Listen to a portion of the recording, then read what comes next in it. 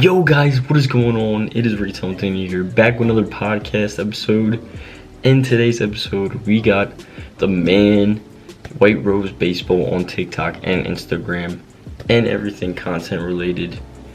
We are going to talk baseball, and I'm going to have a great conversation with him about baseball and how his journey at baseball. Like you guys know, I always say that. His maybe recruiting process. Did he play in college? Did he not? But did he play in high school? But yeah, stuff like that. So we are going to get to know White Rose.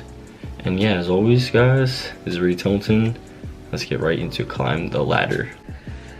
All right, well, welcome to my podcast. It is called Climb the Ladder. I just think this is episode 8. We have White Rose Baseball, aka Sam, here on the podcast. Thank you for coming. Thanks for having me. Yeah, thank you. All right, so first question we got is kind of give me a little background of like your journey through baseball. You can go as far back as you want to like this point. So I started, I think I was 11 or 12, and it was like, I was like, everyone had already played like minor A, minor B, and I was jumping right into, like majors, little league, whatever, with guys who had been playing their whole life. And that first season of baseball was awful. Like, I didn't know what I was doing. Everyone around me had been playing forever. It didn't go well. But then between that season and the next season, I think I grew a foot. So I was 6 feet tall. I was 12 years old. And that height advantage gave me some time to like catch up in terms of skill. Because like I was just so big that if I made contact with the ball, it was flying. Mm-hmm. So then that gave me some time to like focus on mechanics, skill, stuff like that, and get caught up with everyone else.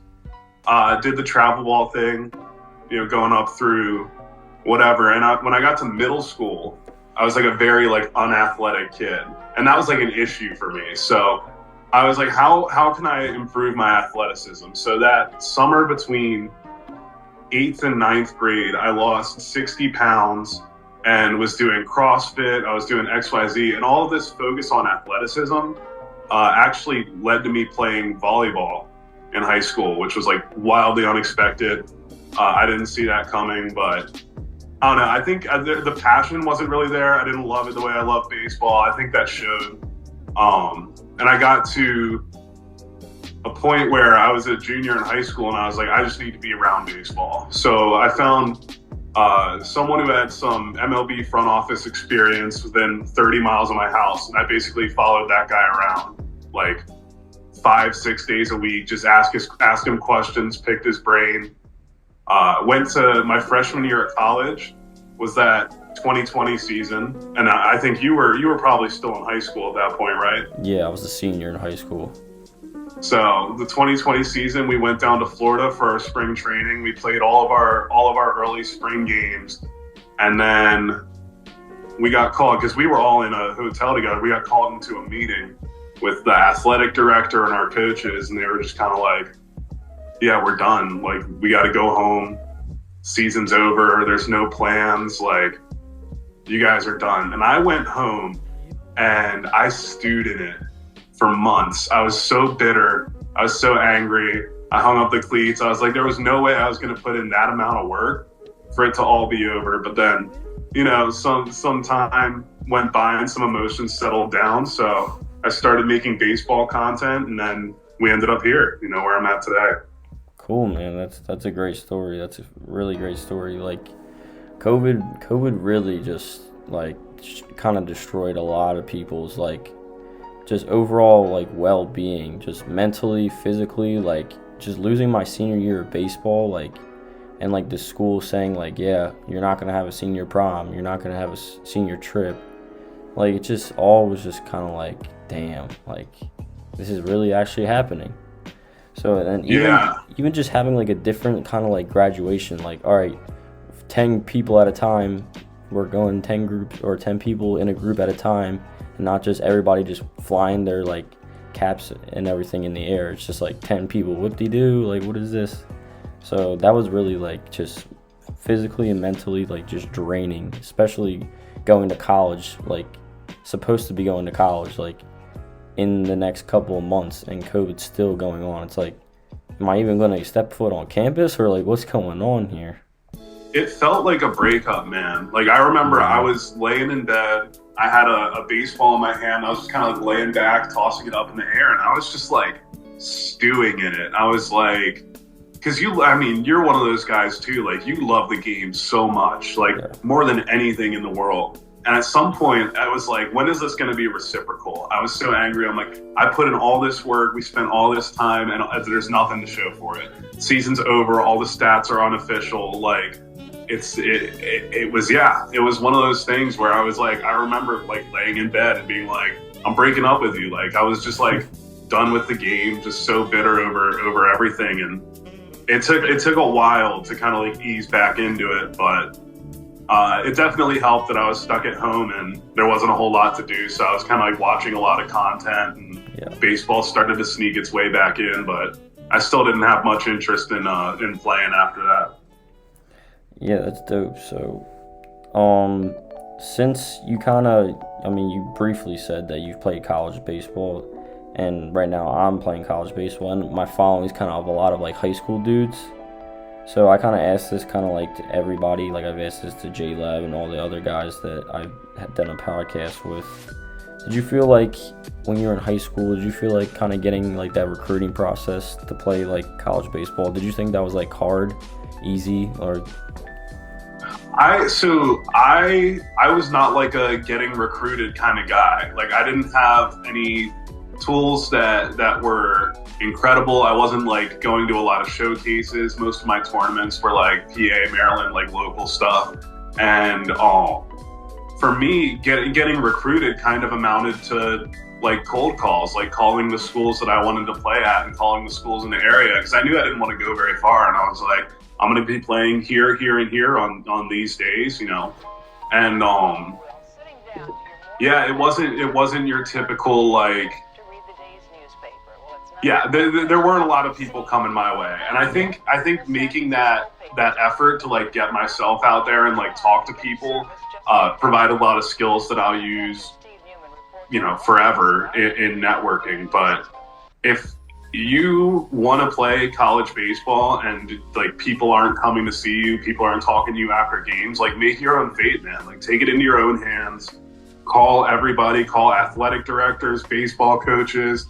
You know, get connected with people that know these people and go from there.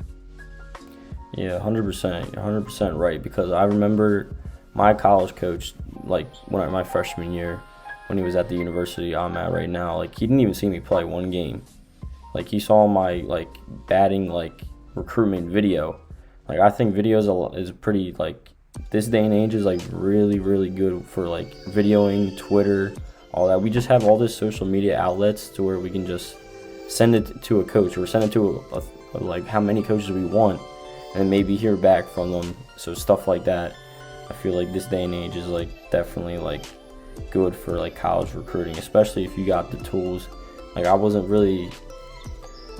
a bad baseball player in high school, but I definitely feel like I've developed more often, which you should be. You should be developing every single year and getting better every single year. But like you kind of said that I didn't really have like anything that really stood out to like other kids compared to other kids.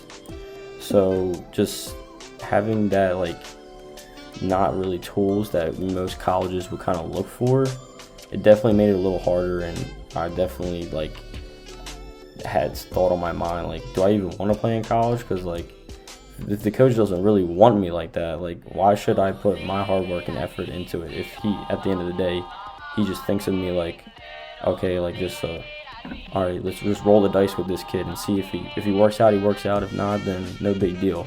Like stuff like that. You really want to just go somewhere where you're wanted and stuff like that. So for a guy like me, it was pretty tough freshman year, but in my junior year in college, and yeah, I'm making content for a lot of the younger generation of baseball players, and like yourself too, just giving the kids the content they want and just the stuff that we enjoy to make, and all works out. So I mean, that just jumps right into our next question, which is kind of like, when did you get into content? Yeah, I was actually like, when I was like 11 or 12, it was like super early, but I would make, I used to do what they called like TTM autographs. So when you send a card out in the mail and hopefully someone signs it and sends it back. So I was 11 or 12, kind of opening my mail at home, and we would see who signed my cards. And I did that for a little while. It didn't stick forever. I had no idea what I was doing. I think I did it with my webcam. I was just holding up cards in front of the screen. Like, watching those videos now is super boring, but yeah, like, I got into it like seriously after we said, like, after everything in 2020 was over and everything went back to normal, and I was kind of getting into watching baseball more and following baseball more. And then we had the lockout in 2022. The players and the Major League Baseball were, in negotiations for their collective bargaining agreement. And I was like, I guess since there's no baseball to watch and there's not going to be for the foreseeable future, I'll just start making baseball to watch. So I started making videos and people responded to it well. So I think that I must have been like February of 2022. Gotcha. Sounds about right. Yeah, so was TikTok always like kind of like the main like social media line? Because I know you got Instagram. I don't know if you have YouTube or not. Like, was TikTok kind of like the main source of like you making the content? Yeah. TikTok's one of those places where like anyone can have their voice heard. Like, anything you do, anything you want to get out there, if you do it the right way, like, people will find it.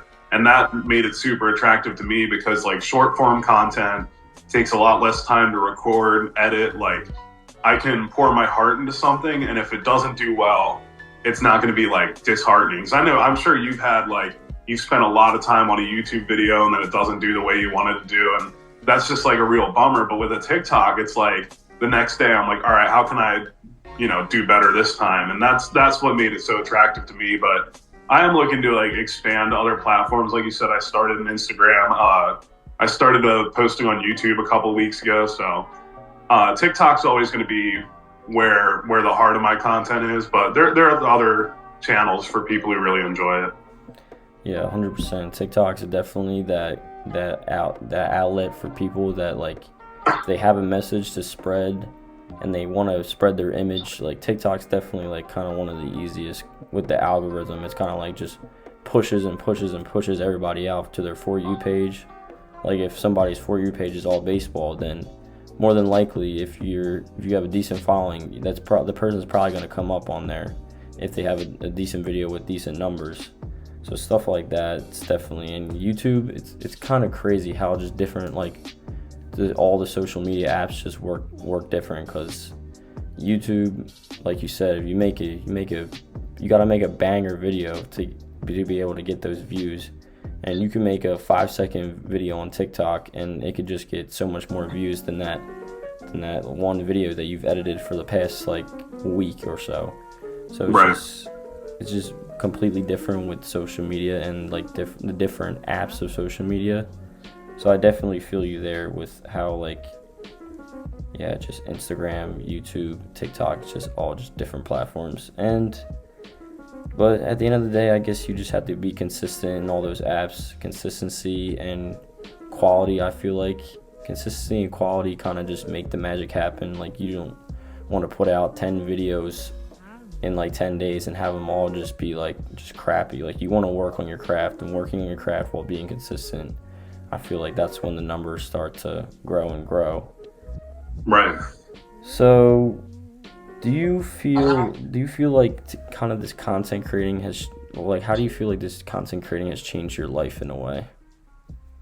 Oh man, I mean, just recently I had a chance to go out to California and film with, some of the Goliaths in the space of what we do, the Jake Savicki and Sam Carlson, Dalton Malden, Tanner Thomas, like all of those guys, just some of the biggest names in the space. And it's like, this opportunity, I never would have had it a year ago or 2 years ago. And to be able to get out there and just like be around that kind of energy, like the people who love baseball the same way you do is really special. So, I mean, opportunities like that, and hopefully more similar opportunities that haven't happened yet, that's what it's all about, yeah, in terms of my life.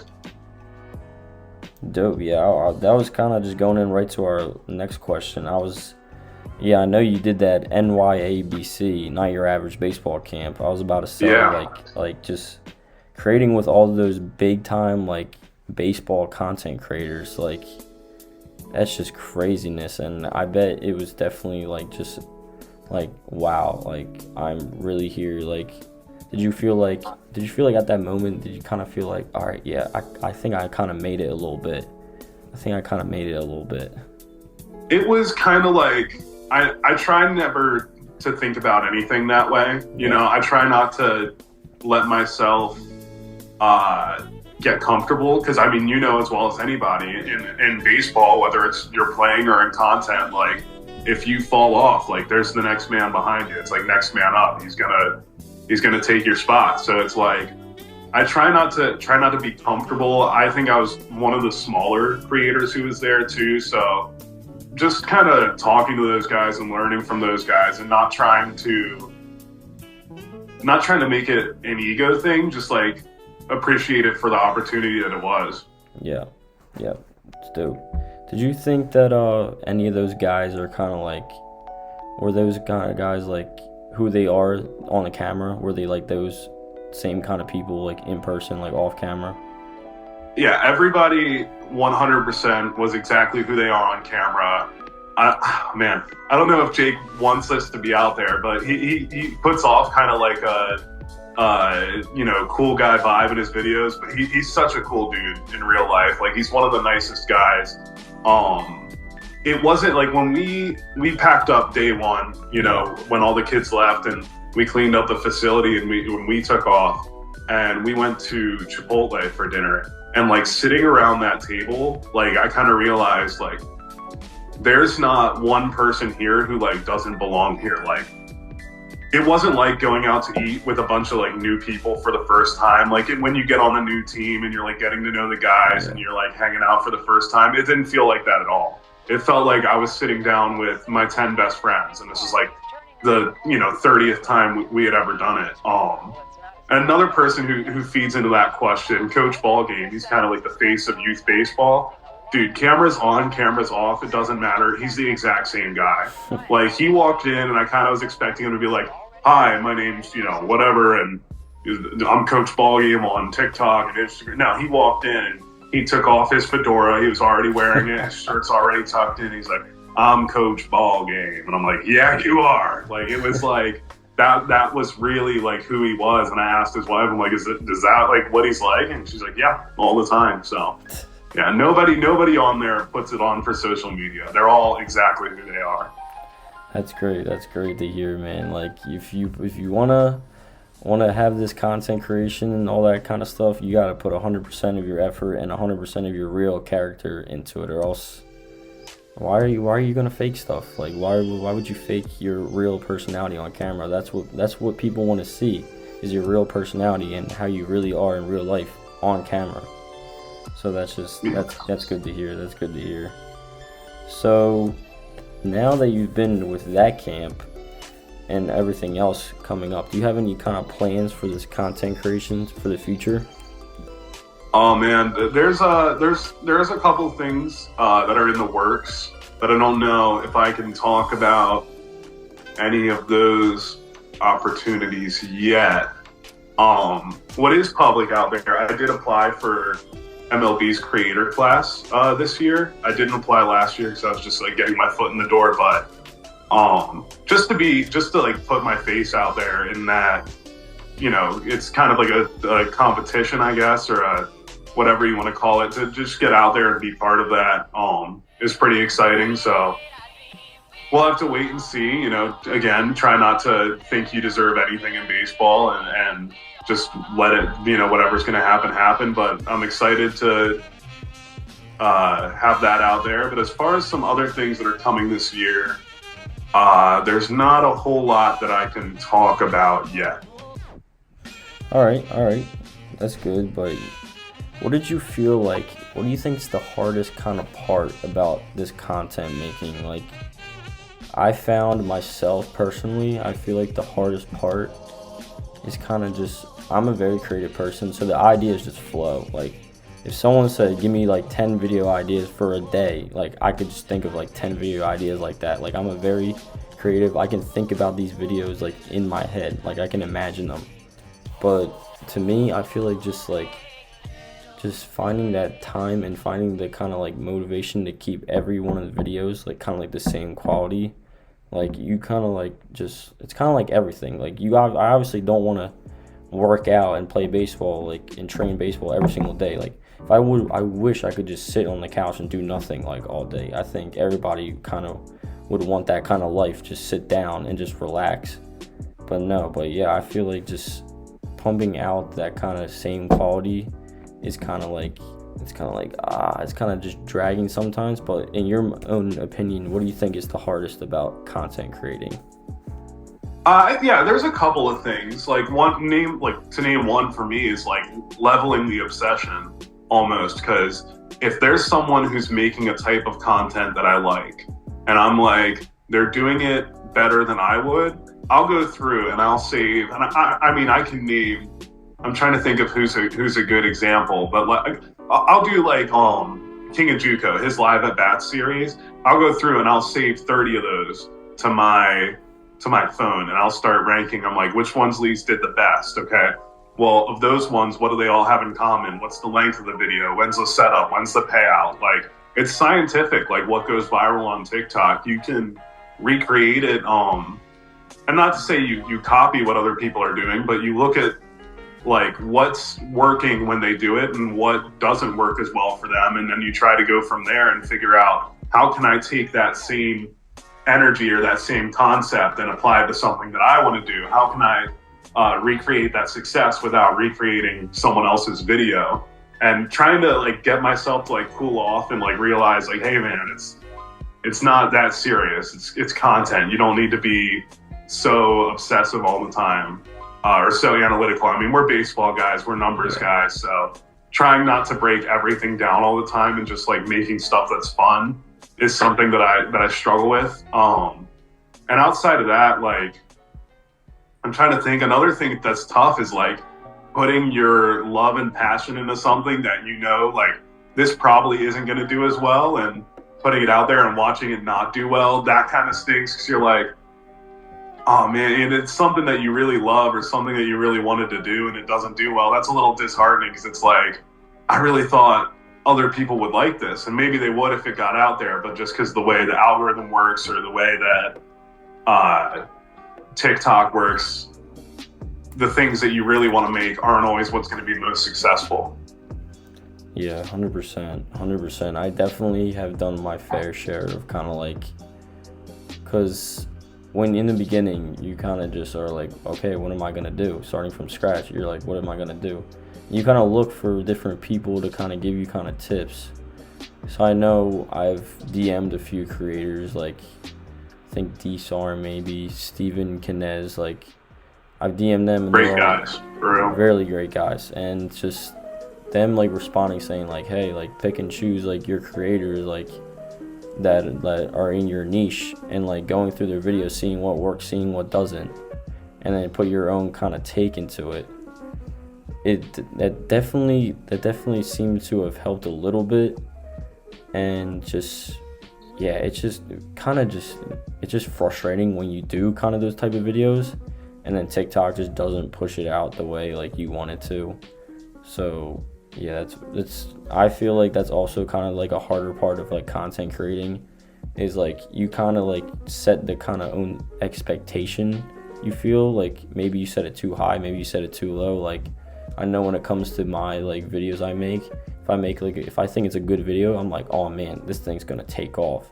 And I look back at it and it's maybe like at a like 1K views, and I'm like, damn, like it didn't pop off. And like that's the thing with the TikTok algorithm, is like the ones that you think that aren't gonna pop off are probably the ones that are gonna pop off, and the things you really kind of work on and you're like, yeah, this is gonna pop off, it's like, nope. So it's definitely kind of confusing. I feel like sometimes it's kind of confusing. I feel like I have a grasp, but then TikTok just humbles me, I feel like. Yeah, that's what I always try to tell people. I'm like, it is confusing. Like, you don't always understand why but I always try to understand there is a reason why. Like, there's a reason why this video didn't do well. And then I treat it like I kind of work backwards and I think, well, what video did do well? And what's the difference between that video and this video? Is it length? Is it, where's my setup? Where's my payout? Where's, what's the sound I used on the video? Is it an original sound? Is it a popular sound? So yeah, it's always something, but another example I can think of off the top of my head is somebody made a TikTok where they were hitting in the cages and they're like, oh, one more swing. And then it cuts in with the SpongeBob quote. He's like, oh, these aren't homemade. They were made in a factory, a bomb factory. And I was like, oh, that's like a really fun trend like that people are doing. And so I put one out and it got like 3,000 views. And there were other people who were getting like 50, 60, 70,000. I'm thinking, well, where did this go wrong? And the length of my video was approximately the same. We all had original audios, but then when I looked at it, I'm like, oh, the swing in my video is a couple seconds later than everyone else's. Like, by that time, everyone's already scrolled. So it's like you kind of lock it in the bank and you're like, all right, so next time this needs to happen for this type of video. Yeah, shout out to Max Freeze. He's the guy who kind of created that. I couldn't remember his name, but he did the original. I made sure I tagged him in that. Yeah, Max Freeze. However you say his last name. Cool dude, another D3 baller. And yeah, that's just, TikTok is very I feel like it's just one little split second off, and your video could be from 50,000 to 3,000. I saw Omar, the dude who runs Sports Center. He talked about in a little podcast about content creating, about how he's posted some videos he's made, reposted them 19 times, and each time he kind of sees and knows the numbers. Okay, if Sports Center doesn't get 50k likes in 3 minutes or so, or how many minutes he said, then he knows, okay, maybe there's something wrong with the video, and then he goes back, deletes it, edits it, then posts it, stuff like that. So I definitely feel that could definitely be the difference maker, is a split second. And the split second could work on YouTube, it could work on Instagram, but it could not work on TikTok. That's just what the social media is just difficult. I've definitely posted some YouTube shorts that have gotten 5k views, and I posted it on TikTok and it's gotten 500 views. So yeah, one of my least successful TikToks is my most successful reel on Instagram. I'm not gonna. There is logic to it, but it's sometimes it's really frustrating logic. Yeah, most of the time I think that if it works on TikTok, then it's gonna work on YouTube Shorts or Instagram Reels. Most of the time, probably I would say maybe 7 or 8 out of 10 times it works. Then there's just those couple other videos that they don't hit, but then on other apps they do hit. And like you said, I think it depends on maybe the time you post it at, because TikTok, I feel myself, I've kind of tested out the waters a little bit. The morning's pretty slow, afternoon's kind of alright, but the evening, that's where it kind of kicks up, because a lot of people are on their phones, maybe eating dinner, or some are going to bed, stuff like that. So I feel time management with these videos is definitely important too. I don't know what your opinion is on that. Yeah, that's something a lot of people say matters a lot, and it might make a difference. I'm one of those guys who's I'll make a video right before bed and I'll post it at 3 a.m. and just not care. And I feel if you make a good video on TikTok, it will get the same amount of views in any circumstance. And if you make a bad video, it doesn't really matter how many followers you have. Nobody's gonna see it.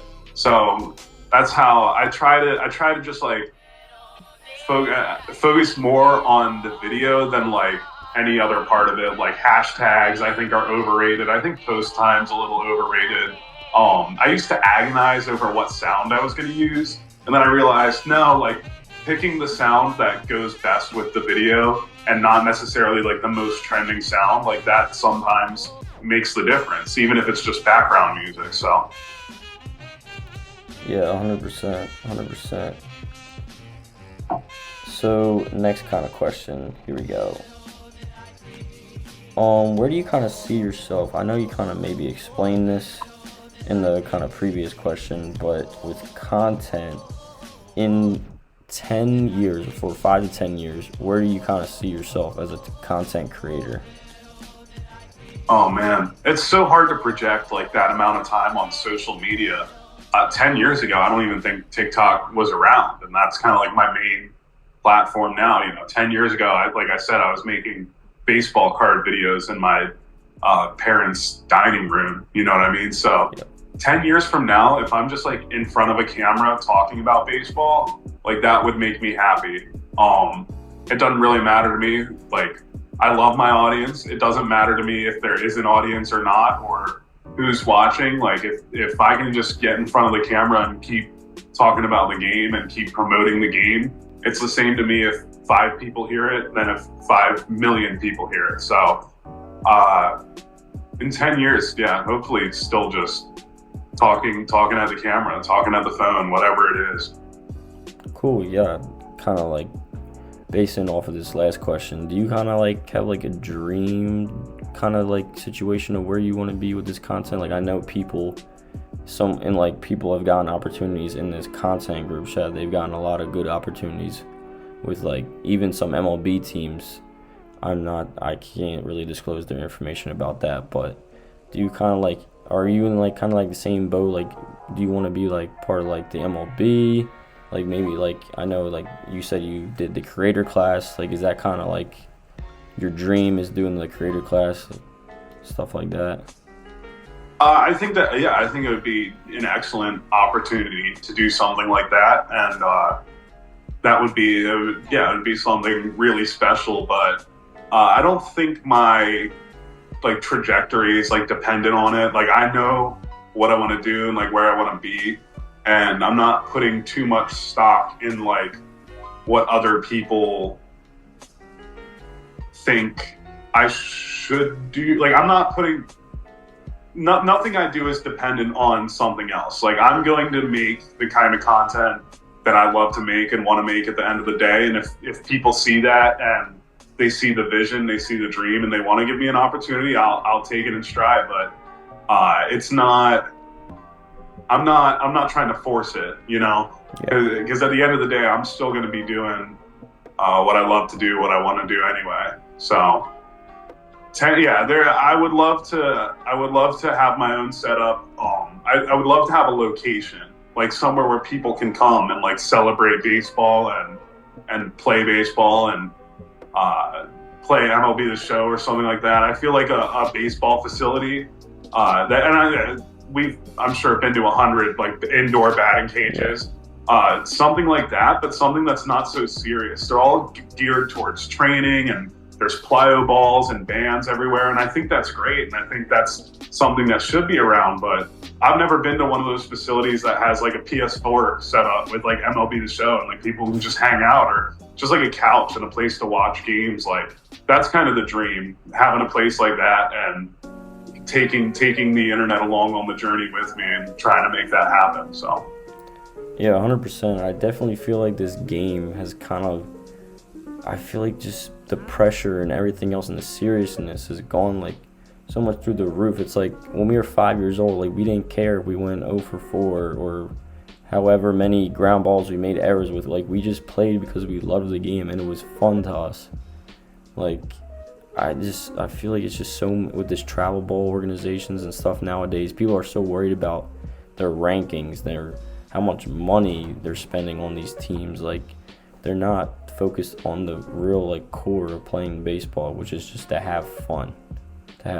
yeah, I kind of think there's a culture in baseball that like punishes you for loving it too much, and sometimes that's directly, getting too emotional on the field, being too excited, being too happy, doing something that upsets somebody because you're celebrating or something like that. But then on the flip side of that, I think we have this culture where like the people who love the game the most and obsess over the game the most, like they're the people who really struggle to stay in it sometimes, because it's like when it's not going your way, you feel it so much more than the people who maybe grew up playing multiple sports, and like baseball is just another one that they like to play. Like some of those guys perform better because like they're not as invested. And I think we need to create a culture in baseball that rewards people for being invested and rewards people for caring about it. Maybe not hang so much weight on, you know, results of an at bat in high school. You know what I mean? Like if you have the talent, the only thing that can stop you from making it where you want to go is caring too much about every single at bat. But I promise you that like guys like Mike Trout and Bryce Harper, like the most accomplished people in the game, even with all the hype that was around their high school careers, like I guarantee you those guys can't remember if you say a date, you know, what the result of their at-bats were on that day. So yeah, that's great. That's good stuff. All right, so we got one last question to kind of end this awesome podcast episode. Who or what is kind of your biggest inspiration? Oh man, that's a long list. What really clicked for me when I really decided I'm like I need to start making baseball content.